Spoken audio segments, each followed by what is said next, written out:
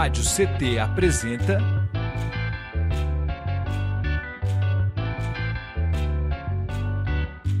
SINDI-CT na Cultura, com Meire de Origem.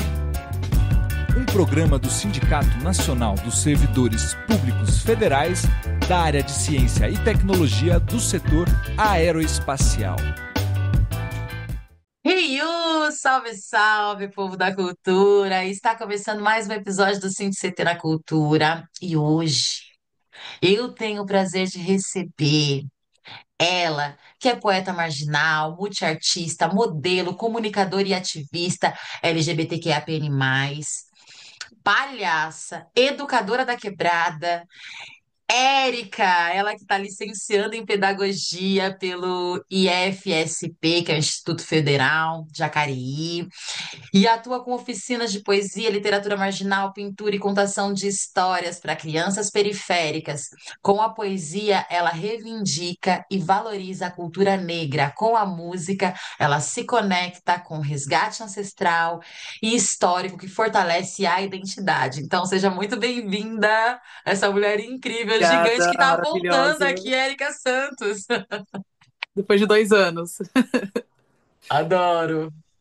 Meu, é sobre isso, né? Eu falo. O programa tá de portas abertas sempre. Eu acho que pessoas que transformam as realidades são as pessoas que eu quero mesmo me conectar e quero conversar, e acho que faz todo sentido. Infelizmente, as grandes mídias, né? Enfim, não tá virado para nós, né? Não tá pra Sim. gente. Então a gente se fortalece através de nós mesmos, né?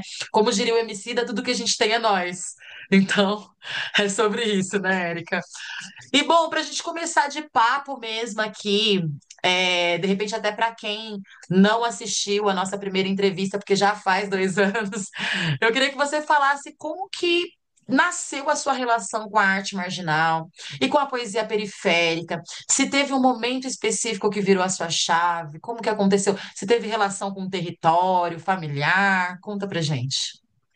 Bom, a minha relação com a poesia marginal, ela começou lá por volta de 2021, 2022. Eu já tinha alguns escritos poéticos, né? Eu já escrevia, mas eu nunca tinha lançado nada na internet, nunca tinha falado mais para as pessoas sobre isso. E aí, por incrível que pareça, assim, por um momento caótico na minha vida, a poesia ressurgiu e eu pude postar e pude falar por outras pessoas. Eu postei a minha primeira poesia, que foi uma poesia inspirada na música da Elza Soares, né, A Mulher do Fim do Mundo, onde eu falo e reivindico que através das minhas escritas eu rebusco, né, a memória dos meus ancestrais e eu sou a mulher do fim, mas não o fim que queriam. Eu sou a mulher que sobrevive, eu sou a mulher que fala, eu sou a mulher que não permite que as pessoas ultrapassem os seus limites. Então, através de um momento muito caótico, eu passei por um processo assim muito difícil, né, depressivo, com a questão de ansiedade também, aonde eu me tranquei, me isolei um pouco do mundo. E aí eu decidi postar nesse dia essa poesia. Inclusive, foi a minha primeira poesia que eu escrevi sem parar mesmo. Eu só peguei um papel e uma caneta e comecei a escrever. E aí surgiu a poesia Mulher do Fim do Mundo. E essa poesia me abriu grandes portas. Eu pude interpretar a Elza Soares em um musical em São José dos Campos, né? Pude contar toda a história da Elza Soares, a questão da vivência dela, como a música, a dança e a poesia ultrapassaram também toda a sua história. E eu também tive a oportunidade de participar do meu primeiro slam, que foi o meu Slam da Margem, né? Eu participei do Slam da Margem, era o meu primeiro slam, com as minhas primeiras poesias que estavam vindo para o mundo para outras pessoas, não só para mim, que eram as que eu escrevia. Então eu participei desse primeiro slam. Eu não tinha nem o dinheiro para vir embora nesse dia. Eu participei do primeiro slam, eu não estava botando fé assim, falei: "Ah, são poesias, eu escrevi, eu quero que as outras pessoas escutem, que elas tenham, sei lá, pelo menos a oportunidade de saber o que se passa na minha cabeça, para que isso não morra comigo". E aí eu participei desse primeiro slam, recitei 3 poesias e eu venci o meu primeiro slam. Não por mim, né? Eu costumo dizer, não é por mim, não é por vaidade, não é por ego, mas é pelo hip hop, assim, em todo o contexto de trajetória e construção, né? Para uma pessoa que estava ali há muito tempo afastada, isolada do mundo, que não compartilhava suas poesias com as outras pessoas. Eu também não botava muita fé nas coisas que eu escrevia. Eu achava legal, mas talvez não para as outras pessoas ouvirem. E quando eu pude compartilhar a poesia com outras pessoas e outras pessoas se conectaram comigo, vieram conversar, vieram falar que já tinham me acompanhado no Instagram, mas de outras coisas, que eram dos covers que eu fazia, das músicas que eu cantava, dos vídeos, né? Isso pôde reacender uma chama dentro de mim e pensar, caraca, eu acho que a arte ela salva mesmo e ela salva não só a partir de se conectar comigo, mas no momento de que ela me conecta com outras pessoas também. E várias pessoas falaram comigo, várias pessoas naquela noite. Então eu pude perceber, caramba, eu realmente sou a mulher do fim, mas não o fim que queriam. Que lindo! Ai, que poético! Eu fiquei toda arrepiada aqui, porque eu me vejo muito, né, nessas histórias. Eu lembro que quando eu comecei a cantar, assim, também, que eu era bem novinha e às vezes, assim, viajava, ia para São Paulo, sei lá, sem dinheiro para voltar para casa, às vezes com CDs e para vender no trem, para vender no metrô. E é isso, assim, né? E hoje eu tô aqui vivendo, né? Vivendo a arte, vivendo da arte, né? Então eu acho que realmente salva mesmo, transforma. Ela salva a partir do momento que ela transforma a nossa vida e as nossas realidades e a realidade das pessoas que estão à Sim. nossa volta, né? Isso é muito incrível, Érica, assim, eu sou sua fã, né? Desde antes, assim, faz Ai, muito eu sou sua tempo já. fã. Hã? Eu amo. Eu queria Eu que sou você sua fã. falasse também, assim, falando em ser fã, eu estou bem feliz, assim, de saber que você está vivendo esse momento de estar se graduando, né? Eu queria que você falasse para mim, para gente, né, qual a sua relação com a universidade, né? E como é ser uma mulher negra na universidade, ainda mais, né, nesta universidade, no Instituto Federal, que a gente sabe que não é todas as pessoas que têm essa oportunidade. Você mora em São José dos Campos e está se graduando em Jacareí, então a gente sabe que também tem tudo isso, né? E eu soube que você já está lá movendo os seus pauzinhos e fazendo muita coisa a partir da universidade, então eu quero que você conta tudo pra gente aqui.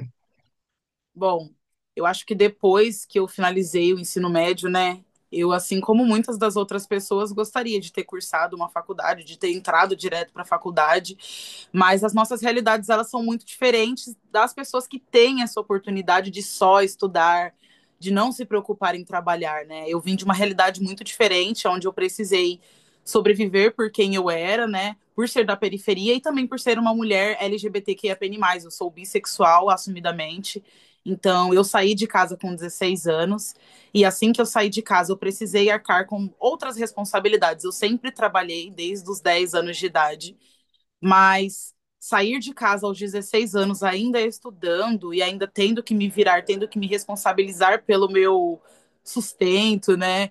Acho que pela minha vida, isso me impactou de uma maneira muito forte, porque eu trabalhei em dois, três empregos para que isso fosse possível. E aí eu não deixei de lado o meu sonho de entrar numa faculdade, de cursar uma universidade. Eu deixei ele ali guardadinho por um tempo, sabe? E é muito engraçado porque nem eu mesma sabia que eu queria cursar pedagogia, mesmo tendo um histórico muito bacana, assim. Já trabalhei na Fundação Casa também, atuei, né, junto com os meninos ali que estão em processo. Eu não gosto de falar essa palavra, mas é assim que as pessoas falam, a ressocialização, né? O que seria a ressocialização de menores de idade, né, de menores infratores. Eu trabalhei na Fundação Casa também, a partir do projeto do Isla da Margem. Eu acho muito bacana falar isso também, porque foram coisas que me conectaram com a educação e a educação me puxou para ela. Então, quem sabe, se eu tivesse saído da escola e tivesse ido direto para uma universidade, talvez eu não tivesse escolhido pedagogia, né? Eu tive a oportunidade de trabalhar no Movimento Amplia, que é uma ONG que atua ajudando e apoiando jovens pretos, pardos e indígenas a ingressar na universidade com mais acesso. Então, esse sonho ainda estava ali.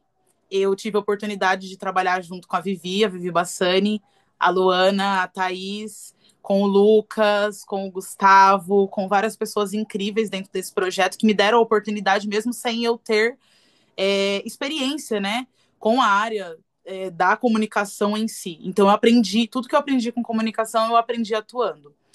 A partir daí, né, eles reviveram esse sonho que era de estar dentro de uma universidade. Então, eu tive a minha taxa de isenção paga pelo Movimento Amplia. Eu recebi o apoio da internet, recebi o apoio do iPad para poder estudar, recebi o apoio do notebook para poder estudar, recebi o apoio do cursinho. Então, isso só foi revivendo, assim, poxa, eu quero fazer faculdade, eu quero fazer faculdade, eu quero fazer faculdade.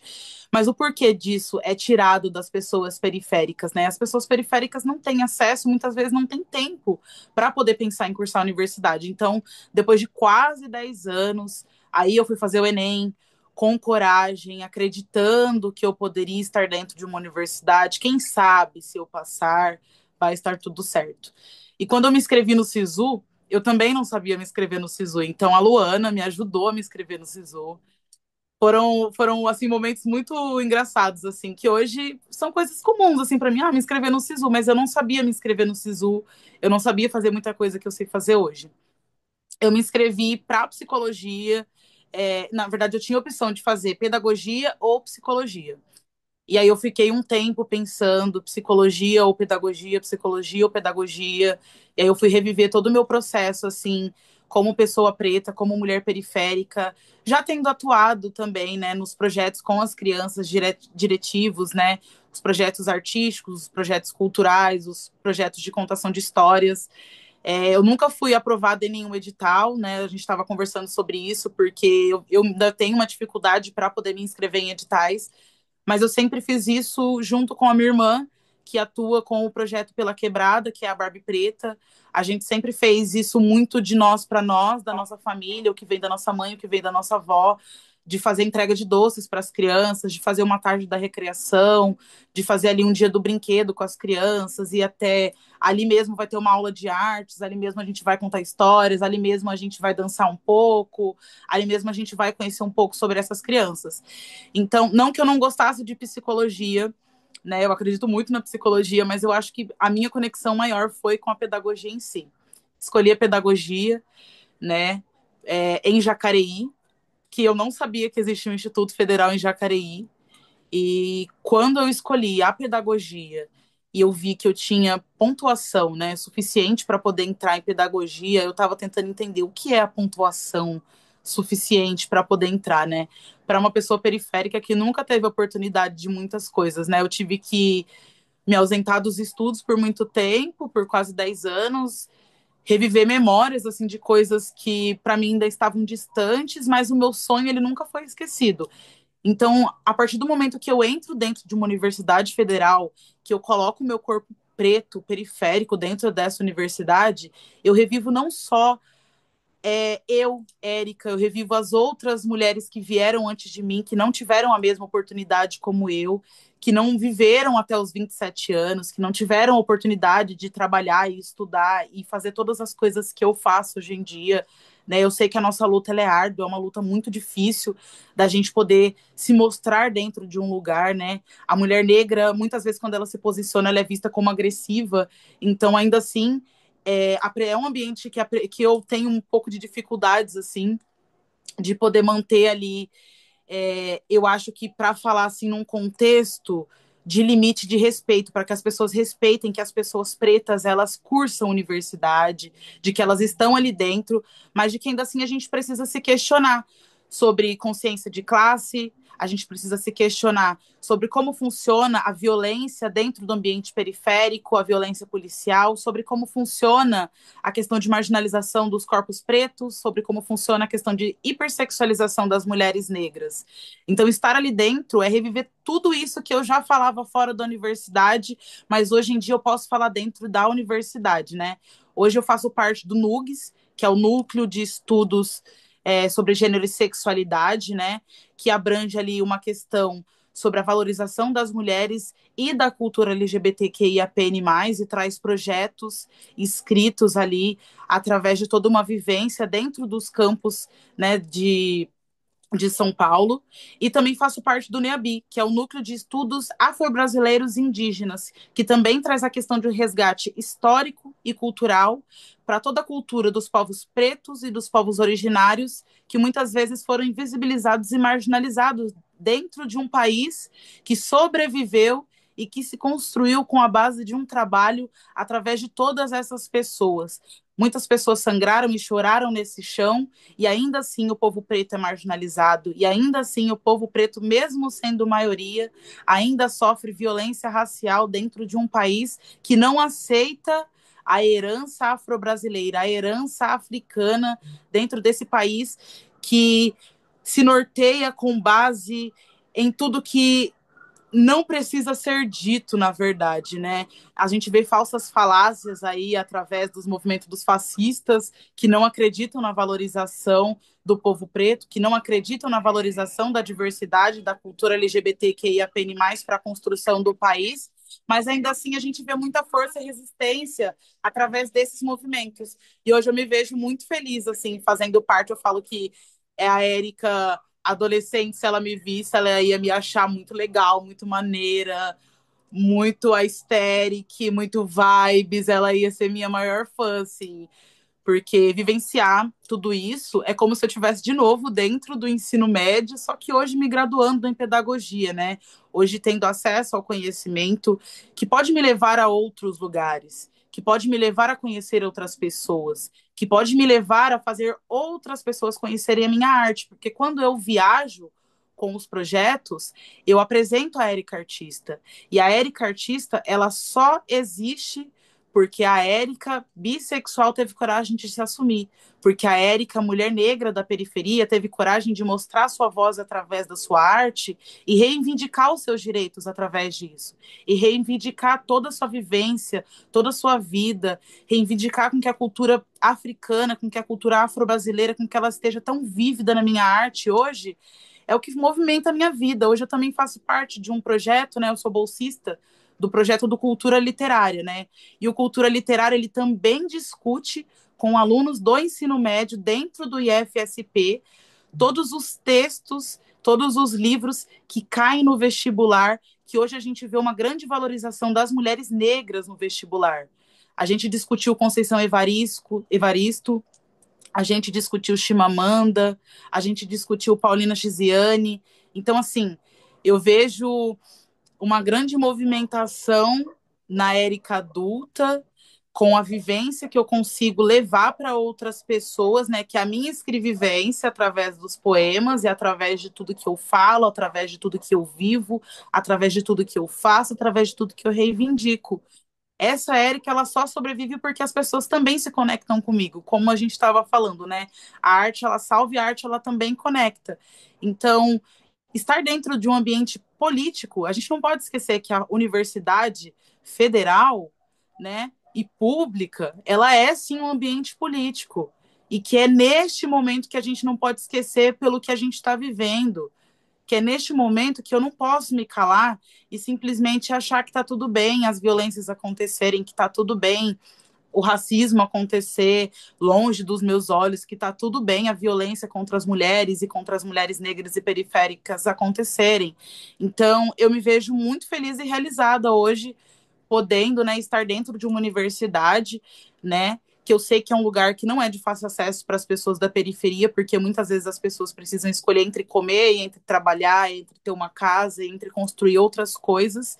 Mas hoje é possível, na minha realidade, estar movimentando as coisas para que as pessoas da periferia sejam vistas também. Essas pessoas que não têm condição de estarem lá dentro, hoje elas têm voz porque eu estou lá dentro também. Então eu espero que muitas outras Éricas, muitas outras pessoas pretas venham depois de mim dentro da universidade e possam ver a movimentação que eu fiz lá dentro. Incrível. Inspirador demais. Assim, é muito gostoso te ouvir falar, Érica. Nossa, você tem o dom da fala, mulher. Que isso? Obrigada. É muito bom te ouvir falar. E assim, e falando sobre tudo isso também, eu vou aproveitar e dar um recado aqui, rapidamente, para a gente poder chamar um vídeo aqui. Eu quero que você comente sobre, fale sobre, mas eu queria dizer para vocês que estão do outro lado da telinha que hoje, no papo de hoje, eu estou recebendo aqui a Érica Santos, que é essa agente cultural, né? Enfim, graduanda aí em pedagogia pelo FSP, enfim, participa de diversos projetos, já participou de outros, e é essa pessoa, esse corpo negro em constante movimento.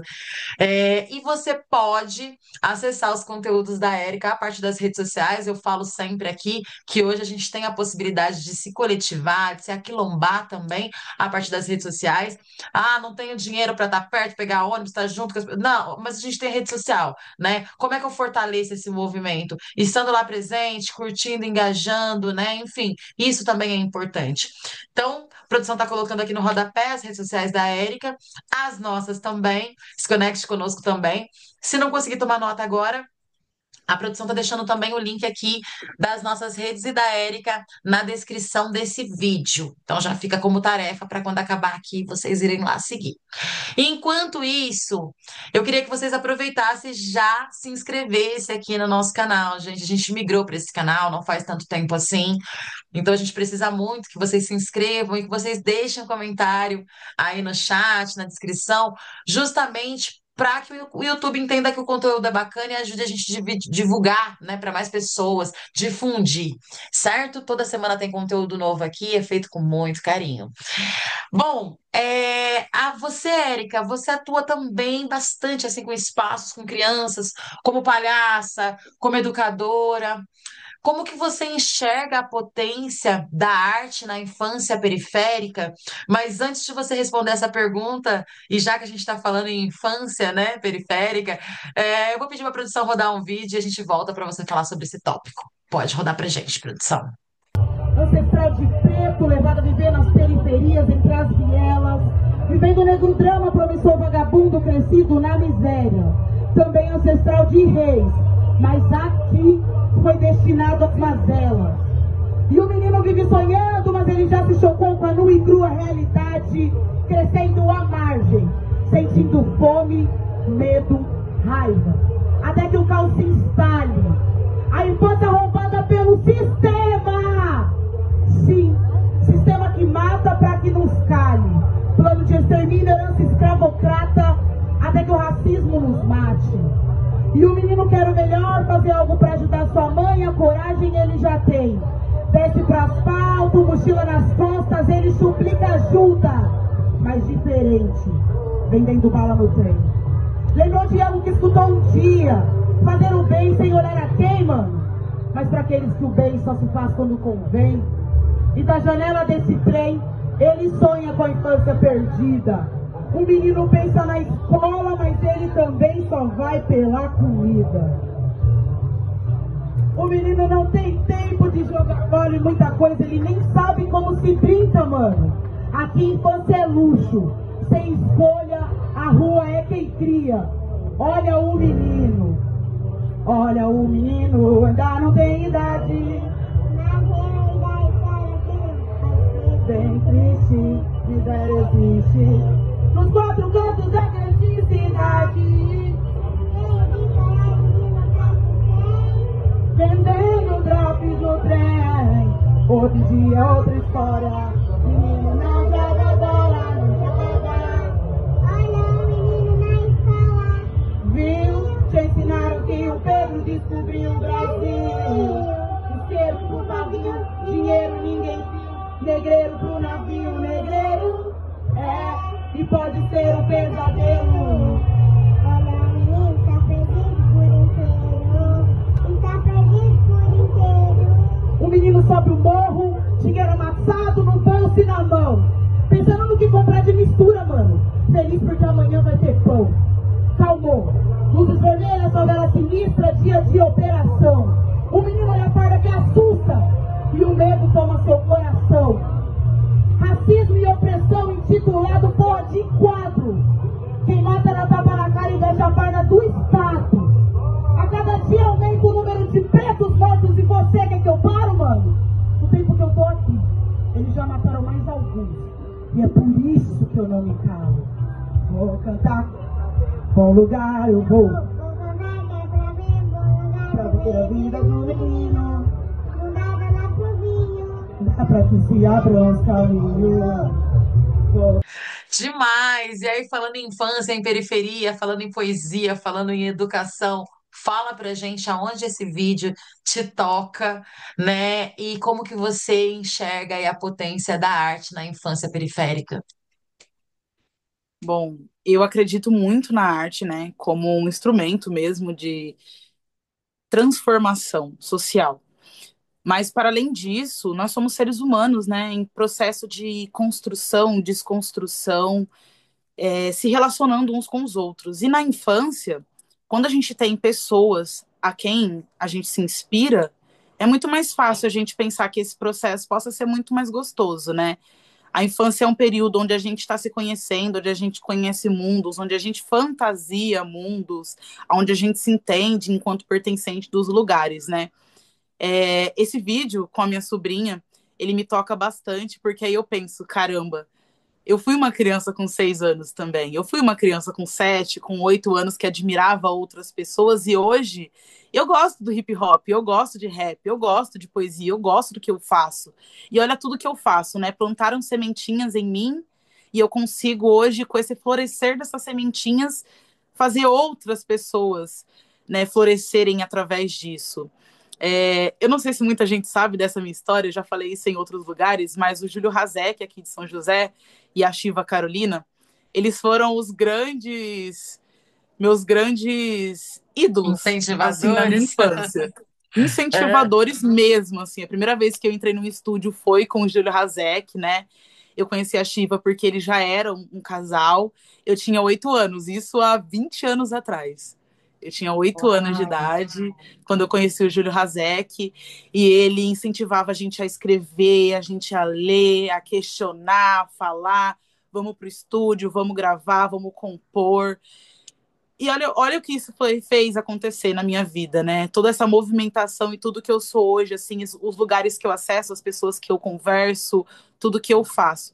Então, poder ver a minha sobrinha de 6 anos conhecer, né, outra geração, que é a música da Negra Lee e do Elião do RZO, né, Olha o Menino, todas as reivindicações que essa música faz através do rap, né, que é um grande movimento de contracultura que traz aí todas as reivindicações da periferia e toda essa vivência, né, que é também como eu falo, né, o resgate histórico e cultural da periferia, das pessoas pretas, que tem uma grande vivência, e a gente tem uma questão a zelar da herança dessas pessoas.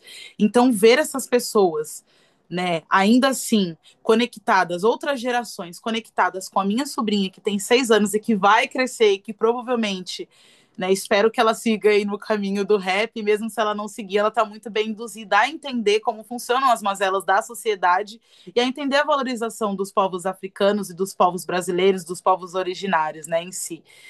Isso me toca num sentido mais profundo, assim, de vivência, de pensar que estou no caminho certo, de pensar que faço certo. Às vezes a gente se questiona tanto e não sabe se está fazendo certo, e tem a questão de, será que eu sou boa o suficiente? Será que tá bom o suficiente o que eu estou fazendo? Será que tá legal? Será que tá maneiro, assim?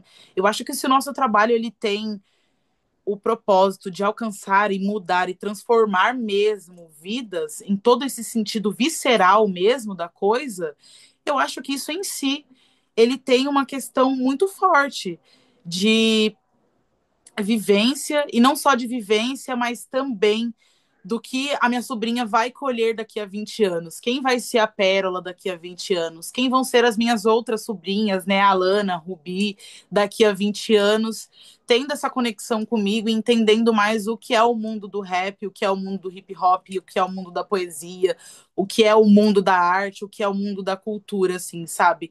A gente tende a ver uma grande movimentação que desvaloriza a arte, que tende a desvalorizar a arte, mas quando a gente incentiva as nossas crianças a valorizarem a arte, a gente ensina elas a valorizar o que tem de grande e bonito dentro de si mesmas.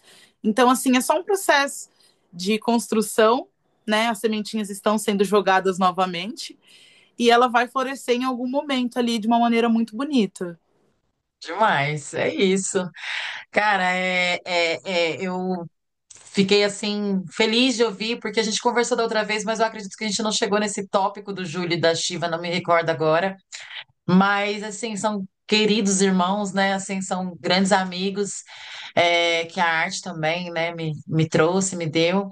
E eu fico pensando, né, justamente aquela conversa que a gente estava tendo nos bastidores antes da gente começar a gravar. Como é importante a gente colocar a nossa arte para o mundo e a gente se conectar com outras pessoas, porque talvez a vida da Érica não seria transformada se o Júlio não fosse um artista.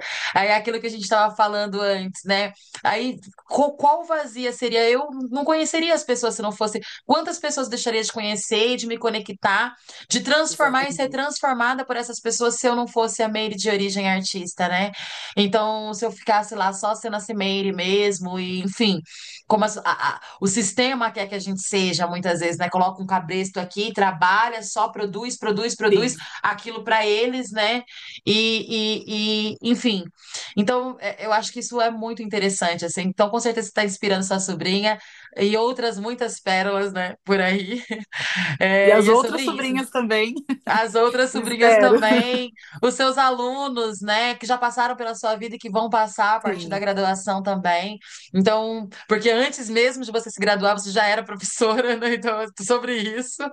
É, Meus parabéns mais uma vez. E eu queria que, para a gente encerrar aqui, você falasse também sobre essa, né, a sua atuação como artista LGBTQIAPN+, na cidade, que também é forte, e como a arte, ela se cruza, você contou pra gente aqui que você teve esse processo de descoberta ainda muito, de aceitação, digamos assim, muito jovenzinha, né, acabou saindo de casa e tudo mais, né, e como isso auxiliou, né, na sua formação enquanto a Érica Santos, né, que hoje é essa grande, baita artista, grande mulher, né, enfim, ativista. Fala pra gente também a importância, né, e como que chegou até aqui a parte da sua atuação como uma pessoa LGBTQIAPN+. Olha, a Érica hoje não existiria se não tivesse existido uma Éricazinha de 16 anos que teve coragem de se assumir para o mundo, ainda nova, né? Quando outras pessoas estavam vivenciando suas vidas heteronormativas como se nada estivesse acontecendo.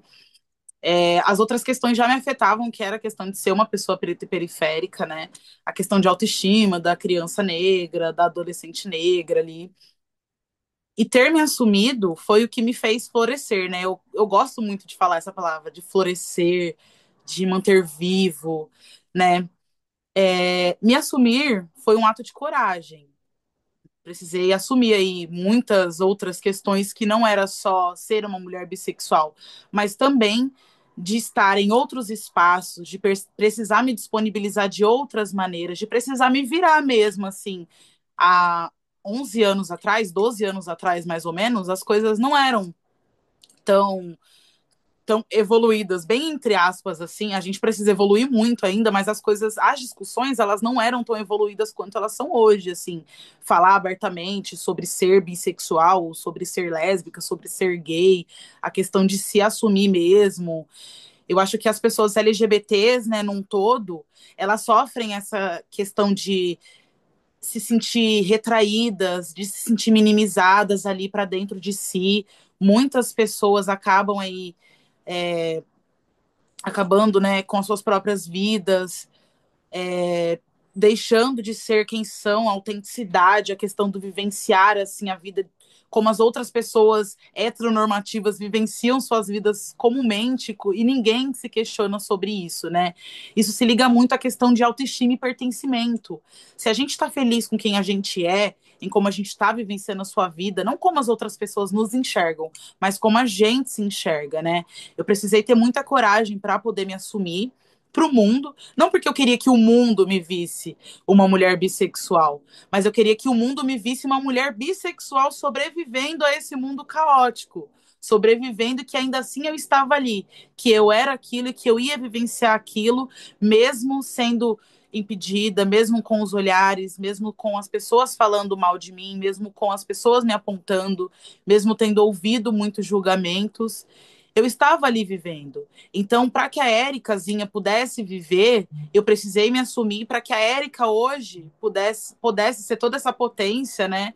Que ela é hoje, tudo isso que eu falo, tudo que eu reivindico. A Éricazinha pequena precisou ter coragem para isso. Então, isso se liga muito à questão de autoestima, de pertencimento, sabe? De representatividade, de poder ver que outras pessoas LGBTs que LGBTQIAPN+, estavam ali no auge das suas vidas, vivenciando, né, o que tinha de mais bonito ali, mesmo com todas as agressões, mesmo o Brasil sendo o país mais transfóbico, o país que mais mata pessoas trans, né? Mas também em contradição, o país que mais consome pornografia trans. Eu vejo uma grande contradição aí nesse discurso de falsa falácia das pessoas sobre falarem de vivências. E hoje a gente tem aí a nossa primeira deputada, Erika Hilton, uma mulher trans, negra, representando a periferia, representando a negritude, representando a comunidade LGBTQIAPN+, sabe? Eu penso isso numa questão muito gigantesca, como eu falei, a questão de pertencer, a questão da autoestima. Né? Ter autoestima, ela vai muito mais do que só aparência. Ela vai do autoconhecimento através de si, do que a gente conhece de si mesmo, do que a gente leva para as outras pessoas, mas não leva só para as outras pessoas. A partir da nossa fala, a gente leva muito da gente, a gente retira tudo de nós, mas também como a gente se enxerga dentro do espelho. Porque a gente se olhar no espelho e viver uma vida de mentira, eu poderia até hoje não ser uma mulher assumida, mas eu ia estar vivendo uma vida de mentira. Eu ia estar vivendo uma vida que não é a minha vida. Eu ia estar Frustrada vivendo e é infeliz, né? uma Verdade. vida frustrada e infeliz, assim. Então, a Érica Poeta poderia nem existir. Quem sabe eu poderia ter sido sucumbida aí por todo o preconceito, por toda a marginalização das pessoas, né, através, né, das reivindicações que eu faço, isso muda. O jogo vira, Sim. então eu faço essa reivindicação. Eu existo, eu sou um corpo preto, eu faço parte da comunidade LGBTQIAPN+, e eu exijo que as pessoas me respeitem. Eu Tá certo. exijo. É o mínimo, eu exijo que as pessoas me respeitem, eu exijo que E as pessoas sejam impactadas por quem eu sou, porque é um problema delas elas não lidarem hoje com a diversidade. É um problema delas. E se elas não querem lidar com a diversidade, que elas nos escutem falar do mesmo jeito, porque nós estamos nos lugares ocupando, nós estamos vivendo, mesmo com toda a marginalização, com toda a questão de não só de marginalização, mas também do preconceito em si gigantesco, as pessoas existem, elas vivem suas vidas. Érica, a música também, ela é bem presente na sua trajetória e é um ponto de resgate da cultura negra, mas como você falou também, quando você reivindica todos esses lugares que te pertencem, né, e que você pertence, a música, ela também tá nesse lugar de reivindicação também. Como que ela te atravessa, né? Como que ela atravessa a sua poesia, por exemplo, também. Fala um pouco, de repente, até de pessoas que te inspiram nesse lugar, né? O locais, né? Enfim, o seu território. Enfim, fala um pouco pra gente se também isso se cruza, né? Se essas duas coisas coexistem. É até da hora, assim, falar sobre isso, mano, porque eu tenho uma grande inspiração aí para gostar hoje de rap, né, que foi o meu tio. Meu tio, ele morreu muito jovem, mas ele gostava muito de Racionais, Edinaldinho, Facção Central, Dexter, Oitavo Anjo. Então eu cresci escutando isso e cresci vendo ele sofrer essas marginalizações da sociedade. Então, quando eu tenho esse impacto muito grande com o álbum Sobrevivendo no Inferno de Racionais, assim, e eu adentro mesmo nesse mundo, tipo, de pensar que isso entrou aqui na minha mente mesmo. Porque aquilo ali é sociologia e filosofia pura. Poxa, realmente. Isso realmente acontece mesmo, né? Nossa, mas é verdade que isso acontece. Desde adolescente eu sei que a polícia entra na periferia matando. Desde muito nova eu sei que as pessoas pretas elas têm abordagens muito diferentes aí quando se diz ao quesito de violência policial. Quando a gente fala que o mundo é diferente da ponte para cá, realmente o mundo é diferente da ponte para cá. Porque quando eu ia em outros bairros e eu via a polícia, eu via a polícia agir de outra maneira. Então, trazer essa reivindicação, né? A gente é visto até como agressivo quando a gente fala sobre violência policial, quando a gente fala sobre o nosso lugar de fala, sobre o nosso posicionamento, quando a gente reivindica espaço, quando a gente fala sobre essas questões. Mas engraçado que as pessoas que marginalizam e que abusam, o Estado prepotente que abusa do poder, as pessoas que abusam mesmo disso, elas não são vistas como violentas, elas não são vistas como agressivas. Então, ver aí as mulheres na cena do rap, na cena atual, Mary de Origem. Eu gosto muito de falar da Mary de Origem, gente, porque eu conheci ela, eu tinha acho que 16 anos mesmo, 16 para 17 anos. E eu via todas as movimentações que ela fazia. Eu achava muito demais, assim, tudo que ela falava. E eu pensava, um dia eu vou falar tudo que eu sei sobre a periferia, porque ela também fala sobre a periferia. De ver outras mulheres fazendo, sabe? De ver a Negrali cantando Olha o Menino, de ver a Dinadi cantando ali também nos palcos, ela falando sobre o espaço das mulheres, né? Isso me atravessa de muitas maneiras, porque todas as minhas poesias, elas são inspiradas através das músicas. A poesia, olha o menino que fala, e nasceu. Nasceu o menino que gerou grande espera, ancestral de preto, levado a viver nas periferias entre as vielas.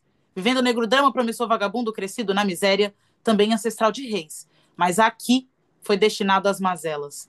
Ela foi inspirada na música da Negrali e do Elião Eizé, olha o menino. Assim como a que você se Sim, inspirou na Elsa, né? Enfim, você tem uma sim. ligação muito forte, né? Sua poesia. Tenho. A minha questão, assim, de ligação com as mulheres é dessa questão de sobrevivência mesmo, do sobreviver, né? Que mesmo as pessoas num todo passando pela questão de marginalização, as pessoas periféricas, ainda assim as mulheres negras elas estão na base da sociedade que sofrem essa questão de marginalização, que sofrem essa invisibilização em seus trabalhos, invisibilização em suas músicas, invisibilização em qualquer quesito. As mulheres negras elas são testadas a todo momento, elas são colocadas como agressivas quando elas falam sobre si, quando elas falam sobre as mazelas.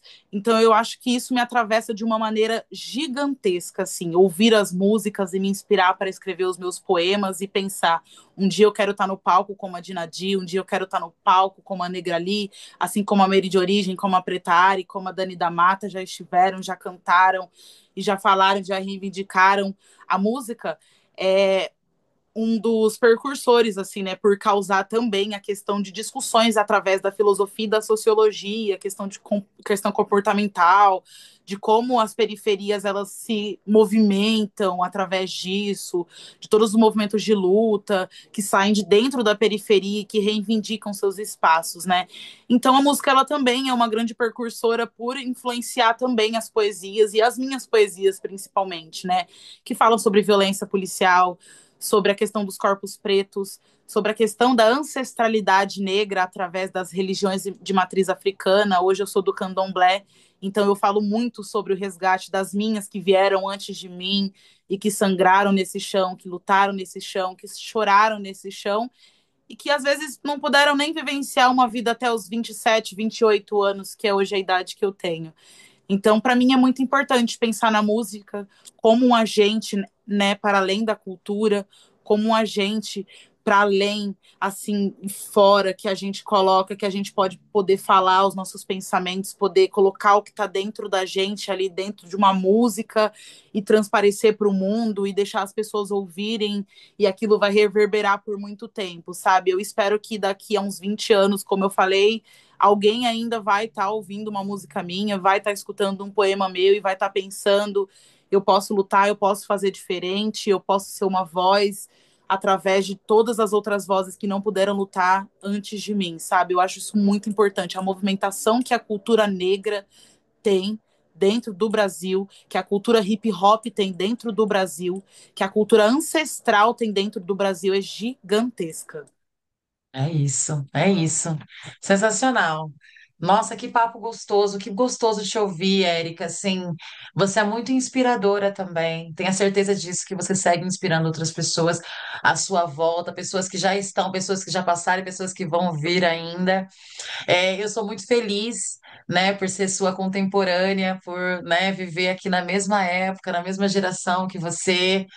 Eu que Você é sou uma mulher feliz, meu Deus. incrível. E assim, eu acho que é isso. E a gente se conecta, que bom que a gente se conectou através das artes, né? E Sim. que a gente siga aí nesse legado juntas, porque parece clichê, mas não é, né? Juntas a gente é mais forte de fato. Então, eu quero te agradecer por abrir sua agenda, por vir aqui conversar com a gente, contar, falar sobre você. É pura poesia isso aqui, porque no final das contas Sim, é a vivência, né? A gente não está escrevendo, mas estamos narrando. Então é sobre isso, né? Estamos documentando sim. aqui as nossas passagens por essa terra, por esse território, né? Vale Paraibano. Então quero te agradecer mais uma vez, desejar sucesso para você, né? Conta comigo, já te falei isso nos bastidores, mas falo aqui também abertamente. Estou por aqui. E parabéns mais uma vez. Fica à vontade para fazer as considerações finais. Olha, eu agradeço muito, assim, eu acho que eu sou meio suspeita para falar sobre Meire de origem. Há 2 anos atrás eu estava fazendo uma pesquisa para um projeto que acredito eu que ainda não foi ao ar, era só um projeto que era mais interno mesmo. Só que eu pude conhecer mais da trajetória da Meire de origem. Então, assim, estar aqui hoje me conectando com essa mulher maravilhosa que eu admiro muito desde a minha adolescência. Daqui a pouco eu vou fazer 30 anos e ainda admiro Meire de origem, sabe? Por toda a sua integridade, por toda a sua evolução que eu também pude acompanhar, assim, Meire de origem sempre foi grande, né? Mas toda a evolução que eu pude acompanhar da Meire de origem, todas as mulheres que ela sempre colocou no topo, toda a sua trajetória gigantesca, né? Que começou ali com 12, 13 anos de idade, fazendo parte de um grupo de rap. Você é extremamente importante para o mundo, extremamente importante para a cultura hip hop. E eu falei sobre isso no vídeo, sobre você, que você tem um legado que foi construído através de muita luta e um legado ótimo que você vai deixar aí para as outras pessoas, um legado ótimo e inspirador. Você tem uma filha maravilhosa também, que eu tenho certeza que ela se inspira muito em você.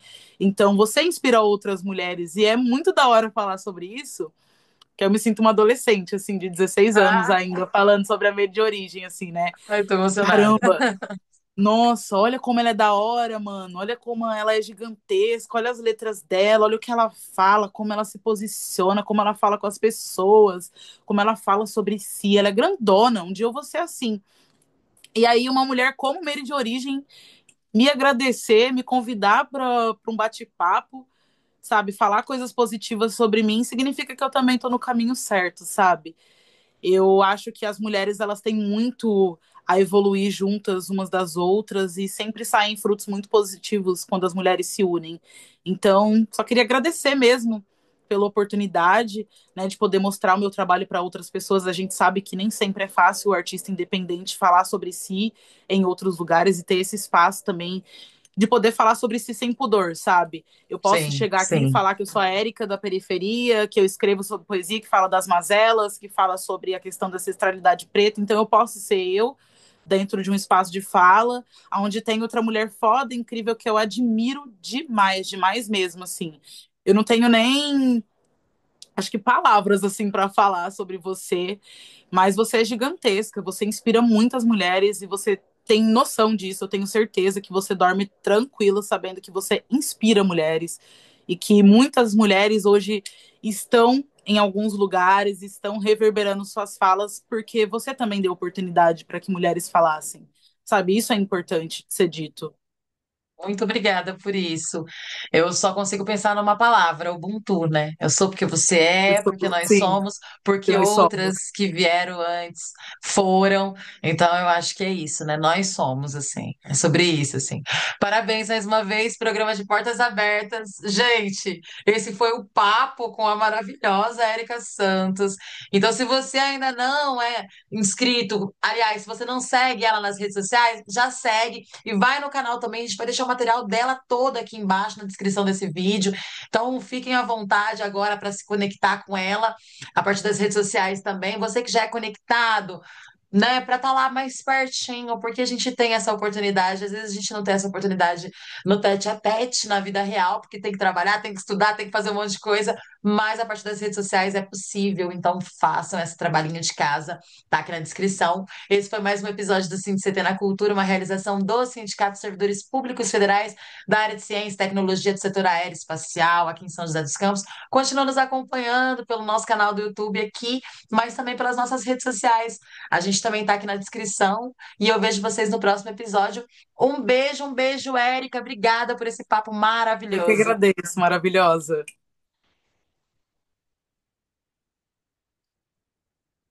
E